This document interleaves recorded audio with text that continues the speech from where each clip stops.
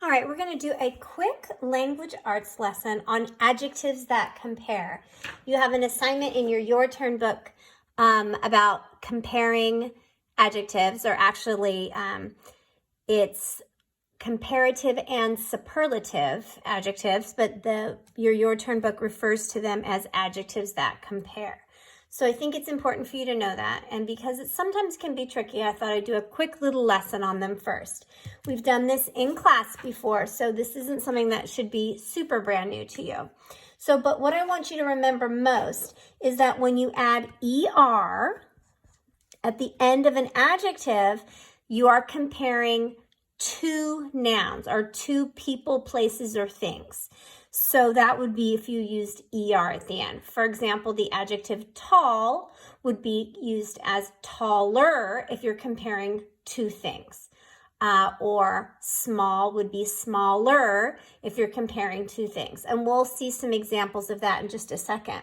But I want you to think of it as ER as one. And then the other one is EST. When you add EST to the end of a word, you're comparing more than two things. So you'd be comparing three or more things. For example, we would use not taller. If we're comparing a lot of things, we'd use the word tallest.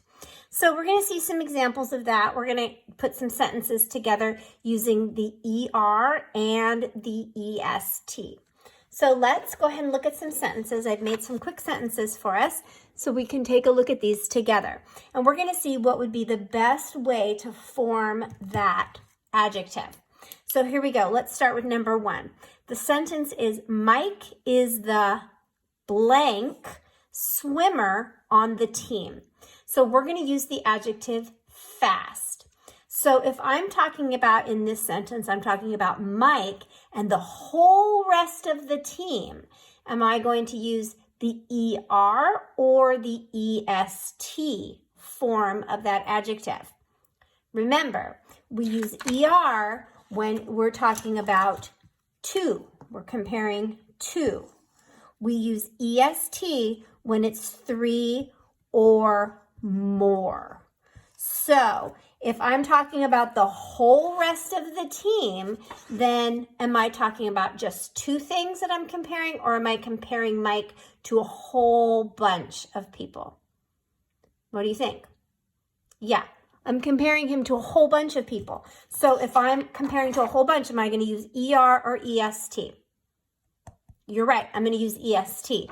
And since we're using the word fast, I'm going to say Mike is the fastest swimmer on the team.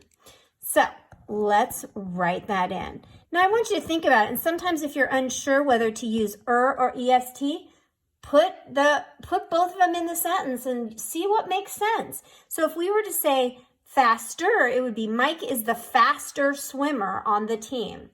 That does not sound how we talk, right? That's not how we speak. We don't say he's the faster swimmer on the team. We say he's the fastest swimmer on the team. Yeah, so that sometimes will help you. If it doesn't sound quite right, it probably is not right. Okay, our next sentence is Brian is blank than Kevin. We're going to use the word tall. Okay, so is Brian taller than Kevin, or is Brian tallest than Kevin? Remember, what are we comparing? We're comparing Brian and Kevin. Okay, how many is that? That's two. So go back to our adjectives that compare. Think about your rule. When you're comparing two things, are you using ER or are you using EST? Yeah, we're using ER. So let's write it down. Brian is taller than Kevin. Good. Okay, let's do another sentence. You guys are getting good at this. My dog is blank than your dog. Okay, first, what are we comparing? We're comparing my dog and your dog.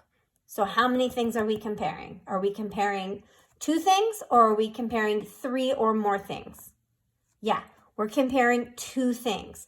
And if I'm going to use the adjective small this time, how would I use it? Would I say smaller or smallest? Remember how many things we're comparing? We're comparing my dog and your dog. Say it out loud. Yeah, I'm going to do smaller. So let's write it down. And let's read our sentence. My dog is smaller than your dog. Imagine we didn't know and we were trying both of them. My dog is smallest than your dog. Does that sound right? No. It's always good to read your sentences to double check because sometimes that can be super helpful. All right, let's read our next one. The rose is the blank flower in the bunch. Okay, the adjective is pretty. I want to use pretty, but I don't know if I should say prettier or prettiest. Let's see what we're comparing. We're comparing the rose with all the other flowers in the bunch. And bunch usually means quite a few. So are we comparing two things or three or more things here? Yeah, more than three, right? A lot. And so would we say prettier or prettiest? Yeah, we would say prettiest. Now remember, when we spell pretty, we drop that Y, we add an I instead before we put our EST. We learned that, I remember, in class. Here we go. The rose is the prettiest flower in the bunch. All right, you guys are super experts now. Let's do number 5 together. We're almost done. The tower is blank than the house. I want to use tall again. Taller or tallest? What are we comparing? We're comparing the tower and the house. So would we say the tower is taller than the house or the tower is tallest than the house? What do you think? Say it out loud. Good. Taller is correct. ER for comparing two things. EST for comparing more than two, 3 or more. All right, last one. My hair is blank than yours. Let's say long. We'll use long. My hair is longer than yours or my hair is longest than yours. How many things are we comparing? We're comparing my hair and your hair. Is that 2 or 3 or more? Yeah. So what word are we going to use? Yeah, you know it. Let's write it down.